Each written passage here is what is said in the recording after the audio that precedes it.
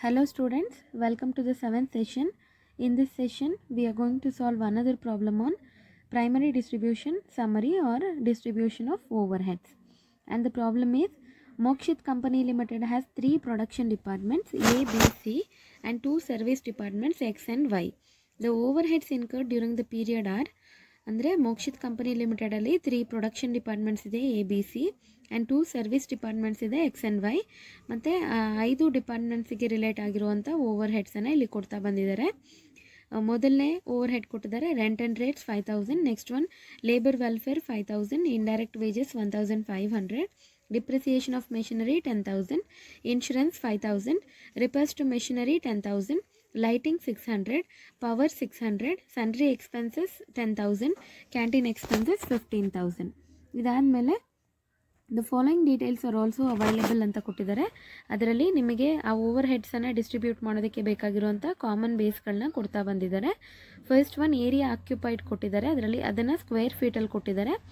Next light points, direct wages ಕೊಟ್ಟಿದ್ದಾರೆ, H P of machines ಅಂತ ಕೊಟ್ಟಿದ್ದಾರೆ, ಅಂದರೆ ಹಾರ್ಸ್ ಪವರ್ ಆಫ್ ಮೆಷಿನ್ಸ್ ಅದು. ನೆಕ್ಸ್ಟು ವ್ಯಾಲ್ಯೂ ಆಫ್ ಮೆಷಿನರಿ ಕೊಟ್ಟಿದ್ದಾರೆ, ಅದು ಅಮೌಂಟ್ ಫಾರ್ಮಲ್ಲಿದೆ.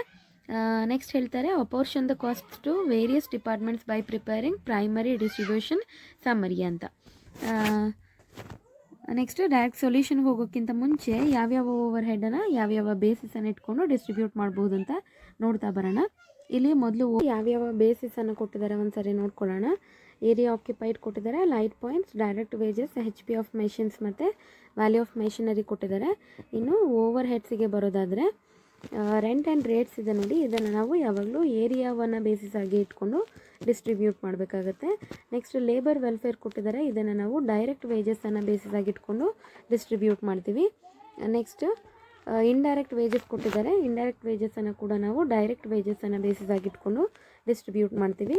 ಡಿಪ್ರಿಸಿಯೇಷನ್ ಆಫ್ ಮೆಷಿನರಿ ಕೊಟ್ಟಿದ್ದಾರೆ ನೋಡಿ, ಇದನ್ನು ನಾವು ವ್ಯಾಲ್ಯೂ ಆಫ್ ಮೆಷಿನರಿನ ಬೇಸ್ ಆಗಿ ಇಟ್ಕೊಂಡು ಡಿಸ್ಟ್ರಿಬ್ಯೂಟ್ ಮಾಡ್ತೀವಿ. ನೆಕ್ಸ್ಟ್ ಇನ್ಶೂರೆನ್ಸ್ ಕೊಟ್ಟಿದ್ದಾರೆ, ಯೂಶ್ವಲಿ ನಾವು ಇನ್ಶೂರೆನ್ಸನ್ನು ಏನು ಮಾಡ್ತಿದ್ವಿ, ವ್ಯಾಲ್ಯೂ ಆಫ್ ಸ್ಟಾಕನ್ನು ಬೇಸ್ ಆಗಿಟ್ಕೊಂಡು ಡಿಸ್ಟ್ರಿಬ್ಯೂಟ್ ಮಾಡ್ತಿದ್ವಿ. ಆದರೆ ಇಲ್ಲಿ ವ್ಯಾಲ್ಯೂ ಆಫ್ ಸ್ಟಾಕ್ ಕೊಟ್ಟಿಲ್ಲದೆ ಇರೋದ್ರಿಂದ ಯಾವುದಾದ್ರು ಫಿಕ್ಸ್ಡ್ ಅಸೆಟನ್ನು ಬೇಸ್ ಆಗಿಟ್ಕೊಳ್ಳೋದು, ಅಂದರೆ ವ್ಯಾಲ್ಯೂ ಆಫ್ ಮೆಷಿನರಿ ಇದೆಯಲ್ಲ, ಮೆಷಿನರಿಯ ಮೇಲೆ ಮಾಡಿಸಿರುವಂಥ ಇನ್ಶೂರೆನ್ಸ್ ಅಂತ ಅಸಂಪ್ಷನ್ ಮಾಡಿಕೊಂಡು ವ್ಯಾಲ್ಯೂ ಆಫ್ ಮೆಷಿನರಿಯನ್ನು ಬೇಸ್ ಆಗಿಟ್ಕೊಂಡು ಇನ್ಶೂರೆನ್ಸನ್ನು ಕೂಡ ಡಿಸ್ಟ್ರಿಬ್ಯೂಟ್ ಮಾಡಬೇಕಾಗತ್ತೆ, ವ್ಯಾಲ್ಯೂ ಆಫ್ ಮೆಷಿನರಿ.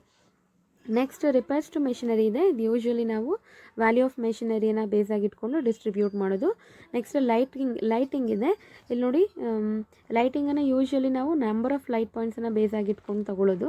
ಆದರೆ ಯಾವಾಗ ಲೈಟ್ ಪಾಯಿಂಟ್ಸ್ ಕೊಟ್ಟಿರೋದಿಲ್ಲ ಆವಾಗ ಏರಿಯಾವನ್ನು ತೊಗೊಳ್ತಾ ಇದ್ವಿ. ಹಿಂದಿನ 2 ಪ್ರಾಬ್ಲಮಲ್ಲಿ ಏರಿಯಾವನ್ನೇ ತೊಗೊಂಡಿರೋದು, ಆದರೆ ಈ ಪ್ರಾಬ್ಲಮಲ್ಲಿ ನಮಗೆ ಲೈಟ್ ಪಾಯಿಂಟ್ಸನ್ನು ಕೊಟ್ಟಿರೋದ್ರಿಂದ ನಂಬರ್ ಆಫ್ ಲೈಟ್ ಪಾಯಿಂಟ್ಸನ್ನು ಬೇಸ್ ಆಗಿಟ್ಕೊಂಡು ನಾವು ಲೈಟಿಂಗನ್ನು ಡಿಸ್ಟ್ರಿಬ್ಯೂಟ್ ಮಾಡ್ತೀವಿ. ನೆಕ್ಸ್ಟ್ ಪವರನ್ನು ಯಾವ ಬೇಸಿಸನ್ನು ಇಟ್ಕೊಂಡು ಡಿಸ್ಟ್ರಿಬ್ಯೂಟ್ ಮಾಡೋದು ಅಂದರೆ ಹೆಚ್ ಪಿ ಆಫ್ ಮೆಷಿನ್ಸ್ ಅಂತ ಕೊಟ್ಟಿದ್ದಾರಲ್ಲ ಇಲ್ಲಿ, ಹಾರ್ಸ್ ಪವರ್ ಆಫ್ ಮೆಷಿನ್ಸ್ ಅಂತ ಇದನ್ನು ಬೇಸಾಗಿಟ್ಕೊಂಡು ಡಿಸ್ಟ್ರಿಬ್ಯೂಟ್ ಮಾಡ್ತೀವಿ. ನೆಕ್ಸ್ಟ್ ಸನ್ಡ್ರಿ ಎಕ್ಸ್ಪೆನ್ಸಸ್, ಇದು ವರ್ಕರ್ಸ್ ರಿಲೇಟ್ ಆಗಿರೋದ್ರಿಂದ ನಾವು ಸನ್ಡ್ರಿ ಎಕ್ಸ್ಪೆನ್ಸಸನ್ನು ಡೈರೆಕ್ಟ್ ವೇಜಸನ್ನು ಬೇಸಿಸ್ ಆಗಿಟ್ಕೊಂಡು ಡಿಸ್ಟ್ರಿಬ್ಯೂಟ್ ಮಾಡ್ತೀವಿ. ನೆಕ್ಸ್ಟ್ ಕ್ಯಾಂಟೀನ್ ಎಕ್ಸ್ಪೆನ್ಸಸ್ ಇದೆ, ಕ್ಯಾಂಟೀನ್ ಎಕ್ಸ್ಪೆನ್ಸಸನ್ನು ನಾವು ಯೂಶ್ವಲಿ ನಂಬರ್ ಆಫ್ ವರ್ಕರ್ಸನ್ನು ಇಟ್ಕೊಂಡು ಡಿವೈಡ್ ಮಾಡ್ತೀವಿ. ಆದರೆ ಈ ಪ್ರಾಬ್ಲಮಲ್ಲಿ ನಂಬರ್ ಆಫ್ ವರ್ಕರ್ಸ್ ಅಂತ ಯಾವುದೇ ಇನ್ಫಾರ್ಮೇಷನ್ ಕೊಟ್ಟಿಲ್ಲ, ಆದರೆ ವರ್ಕರ್ಸಿಗೆ ರಿಲೇಟ್ ಆಗುವಂಥ ಯಾವ ಇನ್ಫಾರ್ಮೇಷನ್ ಇದೆ ಅಂದರೆ ಡೈರೆಕ್ಟ್ ವೇಜಸ್ ಇದೆ. ಹಾಗಾಗಿ ನಾವು ಡೈರೆಕ್ಟ್ ವೇಜಸನ್ನು ಬೇಸ್ ಆಗಿಟ್ಕೊಂಡು ಕ್ಯಾಂಟೀನ್ ಎಕ್ಸ್ಪೆನ್ಸಸನ್ನು ಡಿವೈಡ್ ಮಾಡ್ತಾ ಬರ್ತೀವಿ. ಇನ್ನು ಈ ಕಾಮನ್ ಬೇಸಸ್ ಏನಿದೆ ಇದನ್ನು ಹೀಗೆ ತೊಗೊಳ್ಳೋದಿಲ್ಲ, ನಾವು ಇದನ್ನು ರೇಷಿಯೋ ಆಗಿ ಕನ್ವರ್ಟ್ ಮಾಡಿಕೊಂಡು ತೊಗೊಳ್ತೀವಿ. ಇನ್ನು ರೇಷಿಯೋಸನ್ನು ಹೇಗೆ ಕನ್ವರ್ಟ್ ಮಾಡೋದು ಅಂತ ನೋಡ್ತಾ ಬರೋಣ. ಇಲ್ಲಿ ಏನು ಮಾಡ್ತೀವಿ ನಾವು ಅಂದರೆ ಸ್ಟಾರ್ಟಿಂಗಲ್ಲಿ ಏರಿಯಾ ಆಕ್ಯುಪೈಡ್ ಕೊಟ್ಟಿದ್ದಾರೆ, ಇದರಲ್ಲಿ ನಾವೇನು ಮಾಡ್ತೀವಿ 3 0 ಕ್ಯಾನ್ಸಲ್ ಮಾಡ್ತಾ ಬರೋಣ. 3 0 ಕ್ಯಾನ್ಸಲ್ ಮಾಡಿದ್ರೆ ನಮಗೆ 4:5:6:4:1 ಉಳಿಯುತ್ತೆ. ಇದನ್ನು ನಾವಿನ್ನೂ ಸಿಂಪ್ಲಿಫೈ ಮಾಡೋದಕ್ಕಾಗೋದಿಲ್ಲ, ಹಾಗಾಗಿ ಏರಿಯಾ ಆಕ್ಯುಪೈಡಿಗೆ ಇದು ಬೇಸಿಸ್ ರೇಷಿಯೋ ಆಗುತ್ತೆ. ನೆಕ್ಸ್ಟ್ ಲೈಟ್ ಪಾಯಿಂಟ್ಸ್ ಇದೆ ನೋಡಿ, ಇದರಲ್ಲೂ 110 ಕ್ಯಾನ್ಸಲ್ ಮಾಡ್ಬೋದು, ಆದರೆ ಇದು ತುಂಬ ಸಿಂಪಲ್. 10ಇಂದ ಎಲ್ಲ ನಂಬರ್ಸ್ ಈಸಿಯಾಗಿ ಡಿವೈಡ್ ಆಗೋದ್ರಿಂದ ನಾವು 10 1s 10 ತೊಗೊಳ್ತೀವಿ, 10 2s 20, 10 4s 40, 10 3s 30, 10 2s 20 ಆಗುತ್ತೆ. ಆಗ 2:3:4:2:1 ಅಂತ ನಾವು ರೇಷಿಯೋವನ್ನು ತೊಗೊಳ್ತೀವಿ. ನೆಕ್ಸ್ಟ್ ಡೈರೆಕ್ಟ್ ವೇಜಸ್ಸಿಗೆ ಬರೋದಾದರೆ ನಾವಿಲ್ಲಿ 2 2 0ಸನ್ನು ಈಸಿಯಾಗಿ ಕ್ಯಾನ್ಸಲ್ ಮಾಡ್ಕೊಳ್ಬಹುದು. 2 ಝೀರೋಸನ್ನು ಕ್ಯಾನ್ಸಲ್ ಮಾಡಿಕೊಂಡ್ರೆ ನಮಗೆ 30, 20, 30, 15 ಮತ್ತು 5 ಉಳಿಯುತ್ತೆ. ಯಾವುದಾದ್ರೂ ಸ್ಮಾಲ್ ನಂಬರಿಂದ ಈಸಿಯಾಗಿ ಡಿವೈಡ್ ಆಗುತ್ತೆ ಅಂತ ನೋಡ್ತಾ ಬನ್ನಿ. 5 1s 5 ಆಗುತ್ತೆ, 5 3s 15 ಆಗುತ್ತೆ, 5 6s 30 ಆಗುತ್ತೆ, 5 4s 20 ಆಗುತ್ತೆ, 5 6s 30 ಆಗುತ್ತೆ. ಆಗ 6:4:6:3:1 ಡೈರೆಕ್ಟ್ ವೇಜಸ್ಸಿಗೆ ರೇಷಿಯೋ ಆಗುತ್ತೆ. ನೆಕ್ಸ್ಟ್ HP ಆಫ್ ಮೆಷಿನ್ಸ್ ಕೊಟ್ಟಿದ್ದಾರೆ ನೋಡಿ. ಇದು ಕೂಡ ಸ್ಮಾಲ್ ನಂಬರಿಂದ ಈಸಿಯಾಗಿ ಡಿವೈಡ್ ಆಗುವಂಥ ನಂಬರ್ಸ್. ಹಾಗಾಗಿ 10 1s 10, 10 5s 50, 10 3s 30, 10 6s 60 ಅಂತ ತೊಗೊಳ್ತೀವಿ. ಆಗ 6:3:5:1 ಅನ್ನೋದು HP ಆಫ್ ಮೆಷಿನ್ಸಿಗೆ ರೇಷಿಯೋ ಆಗುತ್ತೆ. Next value of machinery amount ಫಾರ್ಮಲ್ಲಿ ಕೊಟ್ಟಿದ್ದಾರೆ. ಇಲ್ಲಿ 3 ಝೀರೋಸನ್ನು ಕ್ಯಾನ್ಸಲ್ ಮಾಡ್ತಾ ಬರೋಣ. 3 ಝೀರೋಸನ್ನು ಕ್ಯಾನ್ಸಲ್ ಮಾಡ್ತಾ ಬಂದರೆ ನಮಗೆ 60, 80, 100, 5 ಮತ್ತು 5 ಉಳಿಯುತ್ತೆ. ಹಾಗಾಗಿ 5 1s 5, 5 1s 5, 5 2s 10, ಝೀರೋನ ಹಾಗೆ ತೊಗೊಳ್ತೀವಿ. 5 1s 5, 5 6s 30, next 5 1s 5, 5 2s 10. ಆಗ 12:16:20:1:1 ಅಂತ ರೇಷಿಯೋ ಬರುತ್ತೆ. ನೆಕ್ಸ್ಟ್ ಸೊಲ್ಯೂಷನ್ ನೋಡಿ ಹೀಗಿದೆ. ಮೊದಲ ಹೆಡ್ಡಿಂಗ್ ಹಾಕೊಂಡಿದ್ದೀವಿ ಪ್ರೈಮರಿ ಡಿಸ್ಟ್ರಿಬ್ಯೂಷನ್ ಸಮರಿ ಅಂತ. ನೆಕ್ಸ್ಟ್ ಫಸ್ಟ್ ಕಾಲಮಲ್ಲಿ ಐಟಮ್ಸ್ ಆಫ್ ಓವರ್ ಹೆಡ್ ತೊಗೊಂಡಿದ್ದೀವಿ. ನೆಕ್ಸ್ಟ್ ಬೇಸಿಸ್, ನೆಕ್ಸ್ಟ್ ಟೋಟಲ್ ಇದೆ. ಇದೆಷ್ಟು ಪ್ರಾಬ್ಲಮಲ್ಲೇ ಕೊಟ್ಟಿರ್ತಾರೆ. ನೆಕ್ಸ್ಟ್ 2 ಡಿವಿಷನನ್ನು ಮಾಡ್ಕೊಂಡಿದ್ದೀವಿ. ಒಂದು ಪ್ರೊಡಕ್ಷನ್ ಡಿಪಾರ್ಟ್ಮೆಂಟಿಗೆ, ಇನ್ನೊಂದು ಸರ್ವಿಸ್ ಡಿಪಾರ್ಟ್ಮೆಂಟಿಗೆ. ಪ್ರೊಡಕ್ಷನ್ ಡಿಪಾರ್ಟ್ಮೆಂಟಲ್ಲಿ 3 ಹೆಡ್ಡಿಂಗ್ಸ್ ಇದೆ, ABC. ಸರ್ವಿಸ್ ಡಿಪಾರ್ಟ್ಮೆಂಟಲ್ಲಿ 2 ಡಿಪಾರ್ಟ್ಮೆಂಟ್ಸ್ ಇದೆ, X ಆ್ಯಂಡ್ Y. ಅದರಲ್ಲಿ ಮೊದಲನೇ ಓವರ್ ಹೆಡನ್ನು ನಾವು ತೊಗೊಂಡಿದ್ದೀವಿ ರೆಂಟ್ ಆ್ಯಂಡ್ ರೇಟ್ಸ್. ಇದನ್ನು ಏರಿಯಾ ಆಕ್ಯುಪೈಡನ್ನು ಬೇಸಿಸ್ ಆಗಿಟ್ಕೊಂಡು ತೊಗೊಂಡಿದ್ದೀವಿ. 5000 ರುಪೀಸ್ ಇದೆ. 4:5:6:4:1 ರೇಷಿಯೋಲ್ಲಿ 5 ಡಿಪಾರ್ಟ್ಮೆಂಟ್ಸಿಗೆ ಡಿಸ್ಟ್ರಿಬ್ಯೂಟ್ ಮಾಡ್ತಾ ಬರ್ತೀವಿ. ಇದಷ್ಟನ್ನು ಟೋಟಲ್ ಮಾಡಿದರೆ 20 ಬರುತ್ತೆ. ಫಸ್ಟ್ ಕಾಲಮಲ್ಲಿ 5000 ಇಂಟು 4/20 ಮಾಡಿದ್ದೀವಿ. 1000 ರುಪೀಸ್ ಬಂದಿದೆ. ಹಾಗೆ ಮಿಕ್ಕಿರುವಂಥ 4 ಡಿಪಾರ್ಟ್ಮೆಂಟ್ಸಿಗೆ ಡಿಸ್ಟ್ರಿಬ್ಯೂಟ್ ಮಾಡ್ತಾ ಬಂದಿದ್ದೀವಿ. ನೆಕ್ಸ್ಟ್ ಲೇಬರ್ ವೆಲ್ಫೇರಿಗೆ ಬರೋದಾದರೆ ಅದನ್ನು ನಾವು ಡೈರೆಕ್ಟ್ ವೇಜಸನ್ನು ಬೇಸಿಸ್ ಆಗಿಟ್ಕೊಂಡು ಡಿಸ್ಟ್ರಿಬ್ಯೂಟ್ ಮಾಡ್ತಾ ಬಂದಿದ್ದೀವಿ. ಅದಷ್ಟು ನಂಬರ್ಸನ್ನು ಟೋಟಲ್ ಮಾಡಿದರೆ ನಮಗೆ 20 ಬರುತ್ತೆ. 5000 ರುಪೀಸನ್ನು ನಾವು ಆಯಾ ಡಿಪಾರ್ಟ್ಮೆಂಟ್ಸಿಗೆ ಆಯಾ ರೇಷಿಯೋ ಪ್ರಕಾರ ಡಿವೈಡ್ ಮಾಡ್ತಾ ಬಂದಿದ್ದೀವಿ. ಫಸ್ಟ್ ಕಾಲಮ್ಗೆ ಬರೋದಾದರೆ 5000 ಇಂಟು 6/20 ಮಾಡಿದ್ದೀವಿ. ಇನ್ನು ಮಿಕ್ಕಿರೋ ಕಾಲಮ್ಸಿಗೆ ಈ ರೇಷಿಯೋನ ಯೂಸ್ ಮಾಡಿಕೊಂಡು ಡಿಸ್ಟ್ರಿಬ್ಯೂಟ್ ಮಾಡ್ತಾ ಬಂದಿದ್ದೀವಿ. ನೆಕ್ಸ್ಟ್ ಇಂಡೈರೆಕ್ಟ್ ವೇಜಸ್ ಇದೆ ನೋಡಿ. ಇಂಡೈರೆಕ್ಟ್ ವೇಜಸನ್ನು ಕೂಡ ನಾವು ಡೈರೆಕ್ಟ್ ವೇಜಸನ್ನು ಬೇಸಿಸ್ ಆಗಿಟ್ಕೊಂಡು ಡಿಸ್ಟ್ರಿಬ್ಯೂಟ್ ಮಾಡ್ತಾ ಬಂದಿದ್ದೀವಿ. ಟೋಟಲ್ ಅಮೌಂಟ್ ಇದೆ 1500 ರುಪೀಸ್. 1500 ರುಪೀಸ್ ಇಂಟು 6/20 ಮಾಡಿದ್ದೀವಿ ಫಸ್ಟ್ ಕಾಲಮಿಗೆ.